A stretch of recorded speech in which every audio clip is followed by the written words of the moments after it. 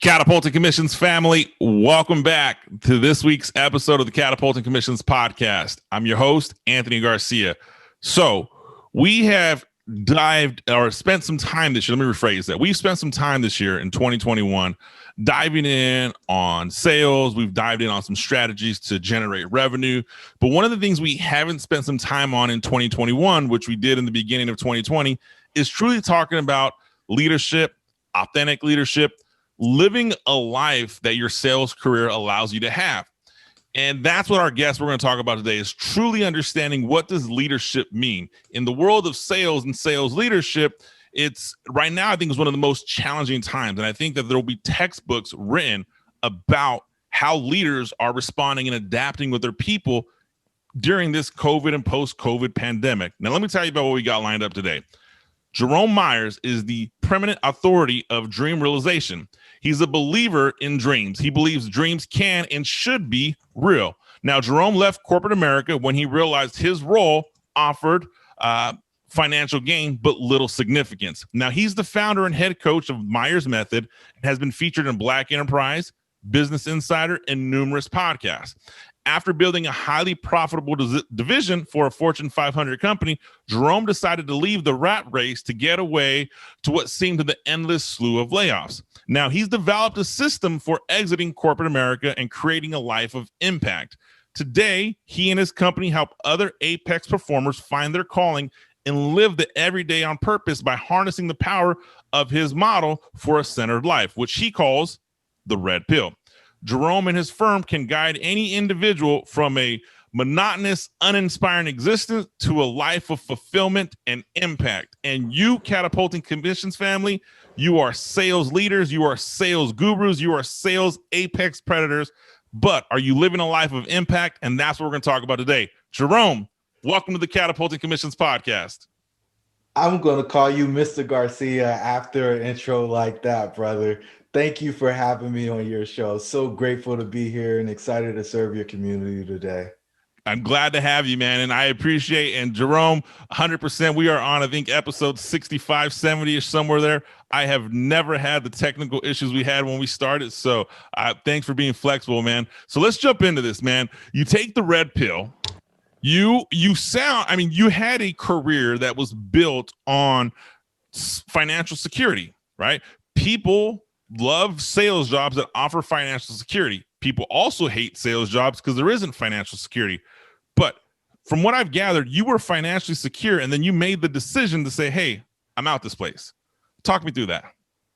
Yeah, I mean, think about it, right? You build a $20 million division for a Fortune 550, 30% profit margins, and you get the call on Christmas Eve. Hey, Jerome, yeah, I appreciate all of this, but we're going to lay them off, and we recommend that you participate in the process because if you don't, you won't have the team that you need in the next year to do what needs to be done.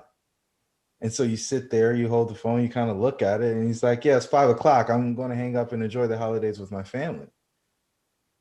Thanks for dropping the bomb and dropping the mic and walking away. And so what did I do? I didn't eat, I didn't sleep. It was my first time having to pick who was going to have a job and who wasn't. And it had to be figured out before we came back after the break, right? So how do you get through that? I promised myself that I would never do it again, right? Because, one time's bad enough. One time, shame on you. Second time, shame on me. Fast forward to Thanksgiving, and I'm telling people not to spend their check on Black Friday because I don't know what's going to happen. Because it's out of my control, right? I'm running the operation, I'm running the business, but that final people decision wasn't my decision, right? And so we have an illusion of the security. When you work for somebody, you're serving at their will. And at any point, they can decide that, hey, I don't want to employ you anymore. And you may get some severance or not. You may have some back pay that needs to come or not. But this idea that, you've got months and months of revenue to come in and so on and so forth just isn't a reality. And so what is a reality is you take the bull by the horns and you take control of your future and you go in and you make the deliberate decision that the buck stops with me. I get to make the final call. I get to decide whether or not people get laid off or I don't take pay so that I can pay people that have made those decisions to support the organization that I'm leading. And I didn't need a $20 million organization, right? I maybe one, two. I didn't have to do all of that because I didn't have all the overhead and infrastructure, right? So I decided to bet on myself. And that was the difference. I was tired of it looking like I had control, only to be shown when the real decisions had to be made that I didn't. And that right there is a sobering pill to swallow, right? You find out how people really feel about you, Anthony, when there's a decision and it relates to a promotion or money. Ooh. Yeah, that's true, man. I mean, that is as direct as it is. Promotion, career advancement, money, which are almost the same thing, right? You know, if you get that promotion or career advancement, you're going to get more money. But you said so much there, Jerome. I want to ensure I understood this. So you were tasked with eliminating your employees or choosing who would stay right before a major holiday. Christmas Eve at 5 p.m. What what was going through your, I mean, how do you make that decision? I mean, that's not a fun decision. That's a challenging decision in leadership. And right. I don't think anybody wants to be in that position, but how do you make that decision? Yeah, I immediately went to how can I make this as objective as possible, right? When I look a person in the face and say, hey, we no longer have opportunity for you, why? Why me? Out of the 175 people, I was employee number 2, out of 175 people, why me instead of somebody else? And I had to get to the math, right? Who was the most productive with the time that they had? Because I knew that the same year I needed to do it again. We did 20 million the next year. Again, another 30% profit, right? I had to do more with less, basically half the less. So there was some fat. There were some people who probably shouldn't have been there, right? So that's step one. So the people who shouldn't be there, they were going up immediately. Then there were some people, some good people that we really wanted to keep, but they weren't as productive as other people. And for me, what we were doing, productivity was the first measure. And then the next measure was, well, what type of upside potential did they have? Did we really think that they had the capacity to be a leader in the next 2 or 3 years? Did we think that they could learn a new skill and help us in a place that we might have a gap going forward if we grew or expanded? And so it was very intentional about putting people in places, but it all started with, were you a good steward over what you had? Because I mean, you can build for a lot of time and not have a ton of production, right? Man, yeah, yes, you can. You can definitely build for a lot of time and not have production. I mean, I don't want to knock on roles or companies that have those roles, so I'll keep them.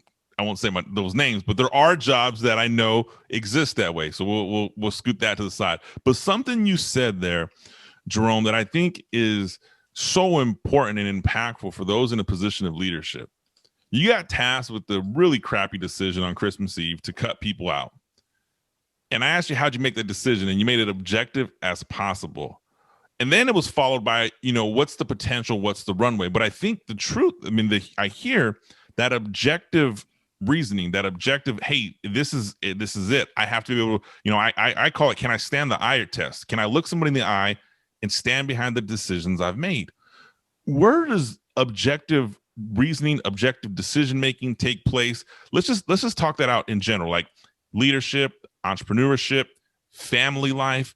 How many times do you find yourself either having to make an objective decision or teaching or coaching people to have that objective decision-making process?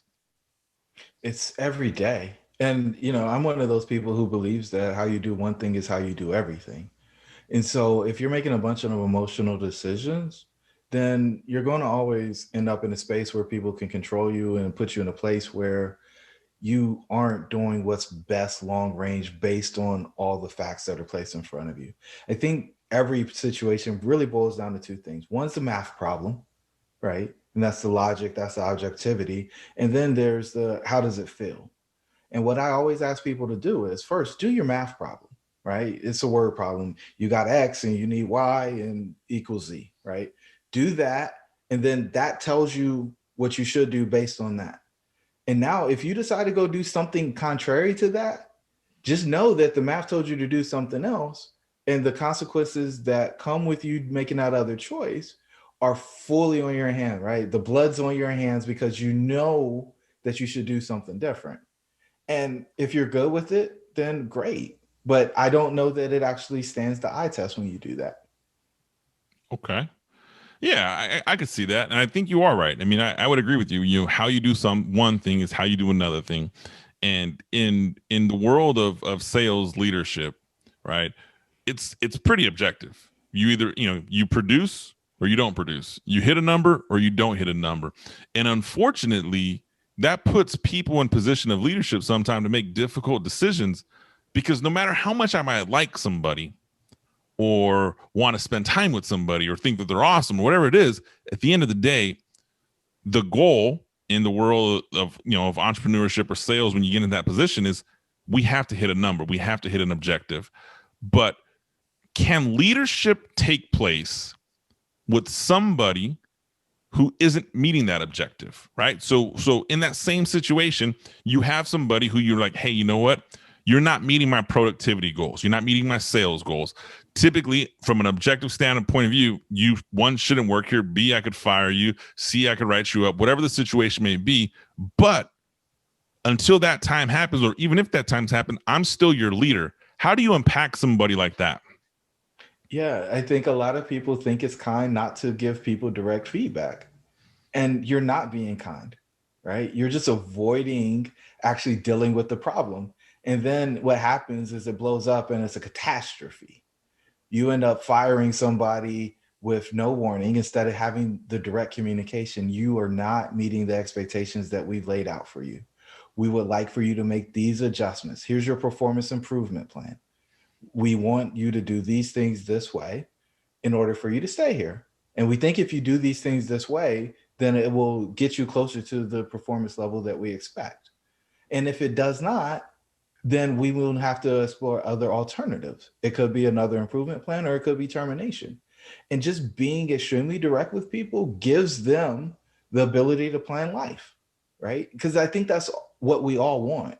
We just want to have the ability to plan our lives and not be surprised when things happen.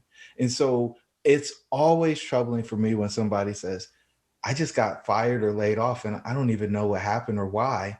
And we're so tight-lipped as leaders, because HR often encourages us not to say anything, that we don't even give the person an opportunity to improve. And I think what is most important for us as leaders is to show the compassion by giving them the feedback so they can make the adjustments. I think we all want them there. I don't think anybody comes to work and says, man, you know what? I'm gonna screw Anthony over today because I'm just not happy and I'm just do the crappiest job I can do. That happens after they've mentally quit in place, but not when you're going through and telling them, hey, I want you to do this and this, and you're close, just tweak it this way, or whatever else we need to do as coaches in the space, because that's the game changer. Everybody's not going to be perfect. Everybody's not going to understand your system, but you can guide them, you can coach them to it. Yeah, I think if you coach people to your system or impact people to your system, I think of some of the relationships that I've had with leaders who have been my mentor, manager, quote unquote boss. Some of my best relationships are people were invested in me as a person. And even if there was times where I maybe wasn't hitting the metric, it didn't change how much they felt about my leadership or how I felt about their leadership or how directly communicative they were. Right? You said that direct feedback. We as leaders, I don't want to say we, but typically leaders will try to avoid that conversation. And you are correct. HR has this tight lip, like we're not going to share this. Less is more. The employees in the field don't have perspective. People are going to panic, right? And I say that because I sit on the other side of corporate America, or I sit on that side, on that leadership side, I'm sorry, as you have, where those conversations are taking place. I just want to like scream. I'm like, no, like that's wrong, guys. I'm sorry.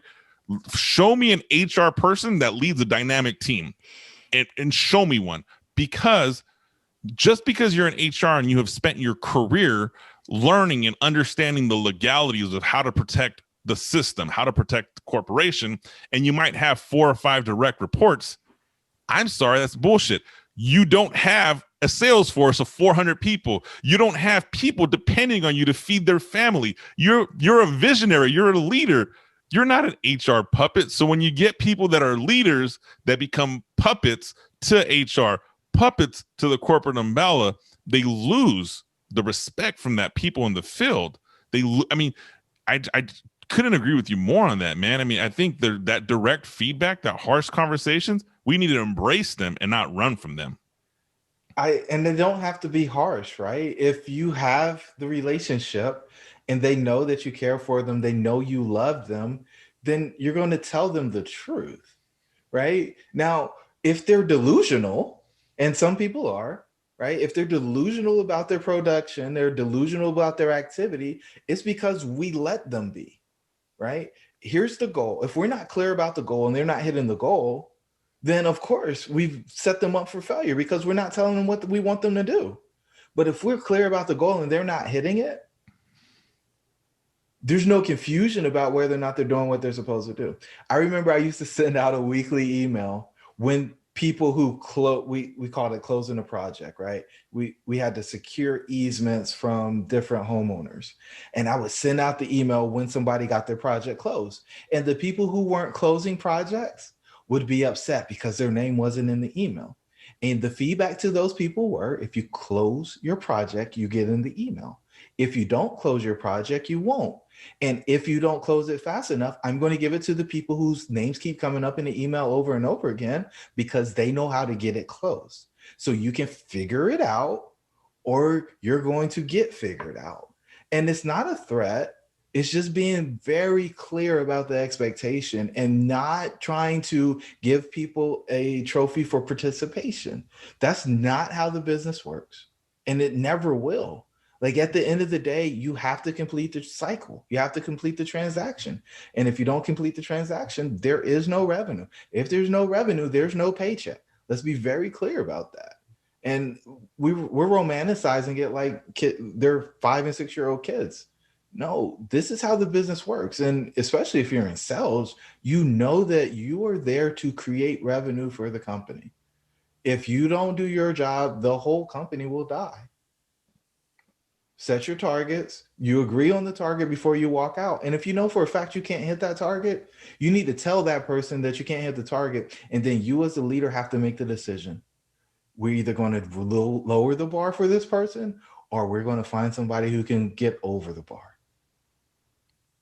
Yeah. Hearing you say that, right? It leads me to a saying that what is right is what is agreed up is what is what is right is what is agreed upon in advance. And if I set these goals and I set these parameters and I set these metrics that are to hit from the beginning, so it's never confusion. There's never confusion on what my expectations are from you and what your expectations are from me. And as long as we have that clear line of communication, right, we should have a growing mentor-mentee relationship. And I love what you said about people not having their name in the email. You know, it's funny you say that because I ask people in an interview process, when someone's interviewing to work with me, I say, people work with me for one of 2 reasons. They're motivated by money. They want to make tons of money, or they're motivated by recognition, name and lights. There's no right or wrong answer. I just want to hear their answer and their reasoning. And I have told people ask me, which one am I? And I'm like, honestly, I'm probably the recognition person because money, I can make money. I mean, I can make money selling a product. I can make money flipping cryptocurrency. I can make money in the stock market. I mean, there's millions of ways to make money, but I want my name in the email, man. I want people to know like, hey, Anthony's a badass. His team did this. Hey, so we're motivated by that. And people, as a leader, sometimes you don't realize not including somebody or not recognizing somebody, it's either motivating, it's discouraging, but what it regardless of what it does, it's causing emotion. It's getting somebody re-emotionally invested into your opportunity, whether you're selling widgets, building projects, whatever it is. People have to always be energized. And I think by excluding some people sometimes, I mean, it's actually impactful. But this is a great part about the thing, Anthony, is if you set the standard and they don't hit the standard, you're not excluding them. because you were transparent and authentic from the very beginning, they excluded themselves. Hey, if you want this, then this is what you have to do. It's the same for everybody. Ooh, Go do. that is true. I guess we're not excluding them. It's just you haven't shown up. You didn't take your place at the table. I said the place is set. Like, all you have to do is come sit down. It's waiting for you. And I'm excited to celebrate with you when you come eat. But if you don't want to come eat with me, I understand. And as the leader of the organization, it's up to me to decide who gets to sit with me. And not one by one. I'm going to set the standard for everybody that has that title, right? Or that region, or however you want to segment it. And then I'm going to hold you to it, because if I don't do what I'm supposed to do, you're absolutely going to hold me to it. But that's when we're conflict averse and we want to be liked by everybody. We shy away from it. We start to fold up. We start to shrink because, they might be upset. They don't have a reason to be upset with you. You set the standard, and at most they can say, well, you're not understanding. And the business doesn't understand. Nobody, this is my favorite part about sales, right? Nobody who wants a paycheck is going to understand that they aren't going to get a paycheck because the person who was at the front of the line getting the sales didn't get the sales in the door. And the salesperson will say the marketing person didn't do it. And I mean, everybody can point around, but at the end of the day, you as a sales manager is responsible for the transactions that happen. And those transactions happening pays everybody's salary. I don't want anybody to ever be confused about any of that, because that's the way it works. And so when you shy away from that and you're not enforcing the standard, then you're setting the organization up to run out of air, which is the cash. Ooh, I like that. Yeah. And you're right. That sales manager, that sales leader, I mean, that buck stops there, because typically people below you, they're really good about pointing, hey, you didn't do this, you didn't do that. There's always a reason, and that buck stops there. And so sometimes as a leader, it's a hard pill to swallow, because example, I just got off the phone before we started recording. Somebody on my team called, had a minor emergency in the field, and the response is, hey, Anthony, I need your help. Okay. So we came up with a plan, and the help is that I'm going to come out and visit a customer and do a site visit and have probably a challenging conversation. Mind you, this is the second or third challenging conversation I've had. But if I don't do it, it's my fault. The buck stops with me, because I'm that leader. I'm responsible for that revenue. And so I hear you saying that, man. And I love when I love challenges, and I get discouraged when I hear people in positions of leadership that shy away from those difficult conversations. They might not be leaders, right? They might just be managers. And that's okay, right? That's okay. But don't be delusional. Don't confuse yourself or the people you're working with about which one you are, because they're very different people and very different skill sets. Yeah, it's actually pretty true, right? Their leadership, manager, boss, they all have different tones, different meanings. And just because someone becomes a manager doesn't mean they become a leader. And just because someone's not a manager doesn't mean they're not a leader either. So I think that's a good point to talk on. So let's switch gears here a second, Jerome. I did say it's a tough pill to swallow. I can't help but look at the shirt that says I took the red pill. Tell me a little bit about that. Yeah, man. So you alluded to it a little bit in the intro, and again, man, I gotta call you Mr. Garcia. You brought me out with all the lights and the smoke. I felt like I was going to run out with the, was it like 93 Bulls to win the national championship, right? But yeah, man, we've created this model, right? We believe that everybody needs to take the red pill, and the red pill is our model for a centered life. It's got 6 levels. The first one is self-image. From there, we go to relationships. Relationships, we go to work. Work, we go to health. Health to prosperity. Prosperity to significance. And so let me come back down for you. So the only real success is significance, right? You being able to positively impact those around you. That's what everybody's striving for. You want your name in the lights, because that will bring people to you, and they may be asking you for wisdom, guidance, and you can share that, and that makes you really important for them.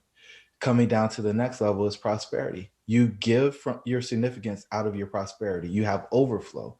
And we want everybody to have overflow because we believe that there is enough for everybody and then some. We believe in abundance. And so we look for prosperity.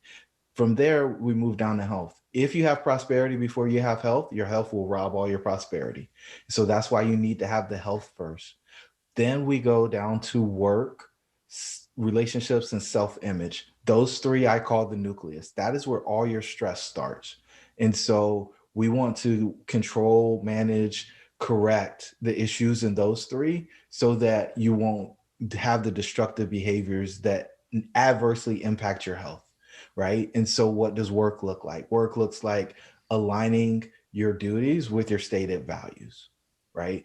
Being able to move authentically. A lot of people go into a place and they feel like they got to put a mask on. No more masks, guys, right? If you're not who you want to be and you feel like you got to put a mask on, then become the person that you absolutely should be, because that authenticity will go out and just change the entire world. But, it doesn't really happen at work. It happens in the self-image. I think a lot of people are okay breaking promises to themselves. And when they break those promises to themselves, it destroys their self-esteem and self-image. And so we really work with people to get clear about what's truly valuable to you. Do you have the habits and are you making the decisions to reinforce those things that you say are really valuable to you? And then this impacts the way you interact with other people in the relationship, right? And so relationships, for most people who are apex performers, they only have people coming to them to take. They don't have people coming to bring them things. Anthony, I don't know when the last time you got a phone call patting you on the back and telling you how great of a job you've done, but they're probably few and far between, right? And so what we encourage people to do is they do an audit. They do an audit on all their relationships, especially the top 5, the closest 5. And in that, we say, is this a one-way relationship? Can it be redefined as mutually beneficial? If it can't, the relationship must end. Because if you only have a place where withdrawals are happening, eventually you will be overdrawn. And so and then it also leads to just dysfunction in a relationship because they always expect to take from you. And so again, it was self-image, then to relationships. You fix a relationship with yourself, it fixes the relationship with others because you show up, you're not scared. Work, health, prosperity, and significance. Man, I literally love that framework. A couple of things I'm going to piggyback some of the things you said, and I don't want to butcher it. You did say, if you don't take care of your health, it'll rob prosperity, which I think we have to hear that, Catapulting Commissions family. I know what it's like to be out in the field. I know what it's like to have the pressure of quota and the pressure of sales. I know salespreneurs. I know what it's like when you're like, I got to make payroll next month. We don't have revenue coming in. And we sacrifice our health to try to make these numbers, or what we think is making these numbers. And I'm a big believer, man. Like your health, physical health, mental health, financial health, all of that has to come in. So I love hearing you say that. And you are dead on, man. The stress of life, self-image, relationships, and work. Holy crap, man. That is it. I mean, that's where stress comes from. That it robs from everything. So I love that framework, buddy. Yeah, man. It came from a bunch of long, hard nights and tons of thinking. And I mean, just working with apex performers and seeing the similarities and the things that they're dealing with. And I tell the folks who are listening today, you're not alone. Like we go and we hide and we pretend like everything's okay. But anybody who's been at your level or is at a higher level sees through you. You can't fake it when the person already knows who you are and what you've been going through. You can't pretend. So you might as well just share it when they ask you, because you're only fooling yourself. And what happens is they turn off when they know that you're deliberately lying to them. Oh, yeah, that's another one. You can't fake authenticity. And to someone who's been there before, like You're right. We see through it right away. It's almost as simple, and I hate saying it because it's really, really an elementary metaphor, but it's really as simple as, I mean, I'm a parent. I know when my kids are lying. I know when my kids are full of crap. And no matter how creative they get, I'm like, nah, don't believe it. Sorry, try it again. Like in my mind, I like to say I wasn't your age that long ago, but it has been a long time. But it's because I've been there. I've had that experience, and I think that applies so much when we start seeing people try to advance and go through the corporate ladder, go through their career. They put this persona sometimes. They're like, you know what, man, I've been there, and you're full of shit, or you're not delivering it, right? So yeah. And cool, man. that part right there, and I don't want to beat the dead horse, but that part right there is the reason why you have every incentive to just go ahead and be you, right? And if you don't like you, then fix that. But if you like you, and so the whole point of this thing is not balance. This whole thing is to be centered. So you can show up and be you wherever you are. That is a game changer. It is exhausting to put on a mask to go pretend to be something that you aren't. Now, if you don't like who you are, then you need to start making the decisions to be the person that you really want to be so you feel comfortable showing up. And when you show up as your authentic self, your whole world changes. Ooh. Yeah. I'm with you on that one. And then being yourself, being authentic, it causes some difficult conversations, but I like what you said, man. I can't be a good leader if I'm not happy with who I am. I can't be a good husband if I'm not happy with who I am. I can't be a good father if I'm not happy with who I am. So to hear you say that is pretty impactful. All right, Jerome, we have a few minutes here left, man, before we wrap this thing up. One of the things that you talk about, or you took in the red pill, and I know you've created, I don't know if it's called like a wealth building or an exit strategy, but how does someone say, okay, you know what, Jerome, I'm tired of this. I want to create a life of significance. I want to make this transition to my own rules, my own way, my own life. Unfortunately, Jerome, I have all this pressure here because, I got bills, I got family, I got a job, etc., whatever comes with it. What does that conversation look like? Yeah, I think it's one, do you understand what the difference is between your needs and wants first, right? Like it's always going to come back to the math problem, right, Anthony? So we're doing math, right? You might make $120,000 a year, just to throw a number out because it's $10,000 a month, right? And you think I got to make $10,000 a month in order to get free.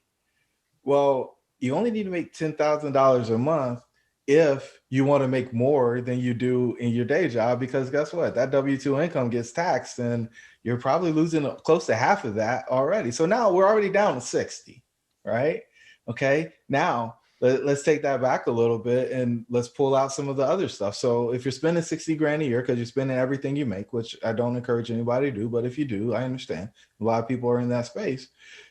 What are you spending money on that you don't absolutely need? Because now we're going to get into the question. It's not about what you want. It's about what you're willing to sacrifice to get, right? Like, what are you actually willing to do in order to get this thing that you say you really want? And this is where we find out if the person truly wants the thing, because they're often scared of going backwards. You go from whatever size home to a smaller one. You go from the luxury edition, you go from an Audi to a Volkswagen, right? You might make some changes, downgrade the lifestyle a little bit. But if your freedom is what's most important to you, you'd be more than willing to do that in order to get out. And it's only temporary. And this is the thing that I think most people need to understand. You may go backwards if you shoot something out of a rubber band or shoot it out of what do you call those things? A slingshot, right? It's got to get pulled back before it goes forward. There's nothing that just continues to go. We believe that if you take a step backwards, you failed. And that is probably the biggest atrocity that I think we can have in America. If you change your plan, you need to make an adjustment in the lifestyle that you have in order to live out the new plan. And so the conversation goes to really getting clear about what you want and what you're willing to sacrifice for in order to get it. And that usually ends up in what I call the freedom number. This is how much I need to make in order to actually leave this W-2. And the thing that we use most often to help people replace that income is multifamily real estate. We believe it's a model that it can't be outsourced. It's a subscription model, so the income's recurring. And if you do it right and put a property manager in place, there isn't a whole lot of day-to-day responsibility for you. And if it is, it's a scheduled phone call. And so you get the time freedom that you're really seeking, plus you get the income. Now, can you do that with no money? Of course not. If you want to run your own business, are you going to need money? Of course you do. And so this goes back to what we were talking about with the math problem. You shouldn't be spending all your money. And so just because you got this gross number that you brag about doesn't mean that that's the amount of money that you need to make. And people get caught up in that, and it just seems so far away. So now literally we've taken that $10,000 a month or that 120 a year and brought it back to 5, but it's probably an even smaller number than that if you really want to go to your survival mode, right? So that you can get free, take that 40, 60, 80 hours a week that you're working on somebody else's thing and build your dream. And the thing that's most important there is that you show up authentically and you're using your unique gifts. If you know what those two things are, then you'll be successful in whatever you want to do. Man, I love that. Living below your means is like such a underrated, not talked about, not glorified concept. You can turn on social media and it's all flash. And I always say all flash, no cash, because living below your means really does create wealth.